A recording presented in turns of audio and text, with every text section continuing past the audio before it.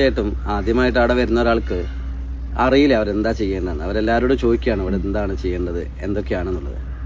അപ്പോൾ തീർച്ചയായിട്ടും തിരുനാവായെ സംബന്ധിച്ച് 3 ക്ഷേത്രങ്ങൾ, ബ്രഹ്മാവിൻ്റെയും വിഷ്ണു ശിവക്ഷേത്രങ്ങൾ.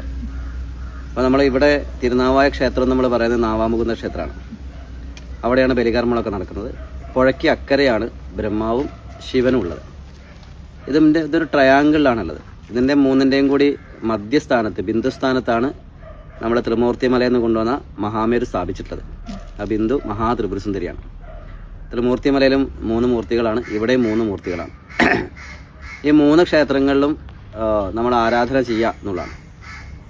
അപ്പം അതിൽ വരുന്ന സമയത്ത് രാവിലെ വരികയാണെങ്കിൽ സ്നാനം ചെയ്യുക എന്നുള്ളതാണ് ഇതിൽ ഏറ്റവും പ്രധാനം. 2 കാര്യങ്ങൾ, ഒന്ന് സ്നാനവും, 2 വൈകുന്നേരത്തെ ആരതിയുമാണ്. അപ്പോൾ ധാരാളം പേര് പല ഭാഗത്തു നിന്ന് വരുന്നുണ്ട്. അപ്പോൾ ഈ 3 ക്ഷേത്രങ്ങളിൽ സ്നാനം ചെയ്യാൻ 2 രീതിയിൽ നമുക്ക് ചെയ്യാം. ഒന്ന്, തിരുനാവായ്ക്ക് തന്നെ വരാം. പക്ഷെ അവിടെ ഇപ്പം പാർക്കിംഗ് സൗകര്യം വളരെ കുറവായതല്ല, വാഹനങ്ങൾ ഒരുപാട് കൂടിയതുകൊണ്ട് അവിടുത്തെ പ്രാദേശികമായ വീട്ടുകാരൊക്കെ അവിടെ പാർക്കിംഗ് സൗകര്യം ഉണ്ടാക്കുന്നുണ്ട്. എങ്കിലും ഇപ്പോഴും 1 കിലോമീറ്റർ 1.5 കിലോമീറ്റർ ദൂരെ വണ്ടി പാർക്ക് ചെയ്തിട്ട് വരേണ്ട അവസ്ഥയാണ്. അത് മാത്രമല്ല, അതിലെ വന്ന് നാവാമുകുന്ദനെ തൊഴുത് നമുക്ക് പാലം കടന്ന് അക്കരെ പോയി 2 ക്ഷേത്രങ്ങൾ ദർശിച്ച് യാഗശാലയിൽ നടക്കുന്ന പരിപാടികളിൽ പങ്കെടുത്ത് ആരതി തൊഴാം. പക്ഷെ ആരതി തൊഴുത് കഴിഞ്ഞാൽ തിരിച്ച് ഇപ്പുറത്തെ ഭാഗത്തേക്ക് വരാൻ വേണ്ടിയിട്ട്, കാരണം ഒരു 2.5 ലക്ഷം ആൾക്കാർ ആരതി കാണാനുണ്ടാകുമ്പോൾ ആരതി കഴിഞ്ഞിട്ട് അവർക്ക് ഇക്കരയ്ക്ക് വരാൻ പാലത്തിലൊരു സമയത്ത് 150-200 പേരെ കയറ്റാൻ പാടുള്ളൂ. ഒരു 2 ലക്ഷം ആൾക്കാരുണ്ടെങ്കിൽ ഏതാണ്ട് 2 മണിക്കൂർ 3 മണിക്കൂർ എടുക്കും ഇക്കരെ എത്താൻ വേണ്ടിയിട്ട്, അവർക്ക് അവരെ വാഹനത്തിനെടുത്തെത്താൻ വേണ്ടിയിട്ട്.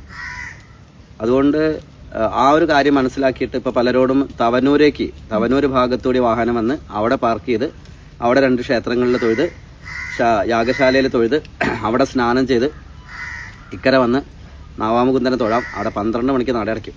അതിന് മുമ്പ് ആണെങ്കിൽ തൊഴാം. പിന്നെ വൈകുന്നേരമാണ് തുറക്കുക. അവിടെ സ്നാനത്തിന് സൗകര്യമുണ്ട്. എവിടെയാണ് സ്നാനത്തിന് സൗകര്യമുള്ളത്? അതേപോലെ തന്നെ അമ്പലത്തിനോട് ചേർന്ന് ഒരു വേദിയിൽ രാവിലെ ഒരു 8 മണി മുതൽ വൈകുന്നേരം 10 മണി വരെ പ്രോഗ്രാമുകൾ നടന്നുകൊണ്ടിരിക്കുന്നുണ്ട്. അപ്പോൾ നമുക്ക് എവിടെയാണോ നമ്മൾ ഇനിയിപ്പോൾ ഉള്ള ഓരോ ദിവസവും നമ്മളെ പരിപാടികളൊക്കെ നമ്മൾ ദിവസം രാവിലെ അപ്ഡേറ്റ് ചെയ്യും. അപ്പോൾ അവർക്ക് എവിടെയാണോ പരിപാടിയിൽ പങ്കെടുക്കേണ്ടത് ആ സമയത്ത് പരിപാടിയിൽ പങ്കെടുക്കാം. ഇപ്പം നാഗസന്യാസിമാരൊക്കെ ധാരാളമായിട്ട് എത്തിക്കൊണ്ടിരിക്കുകയാണ്. അവരും ഇനി ഈ ആരതി സമയത്തും രാവിലത്തെ സ്നാന സമയത്തൊക്കെ ഉണ്ടാവും.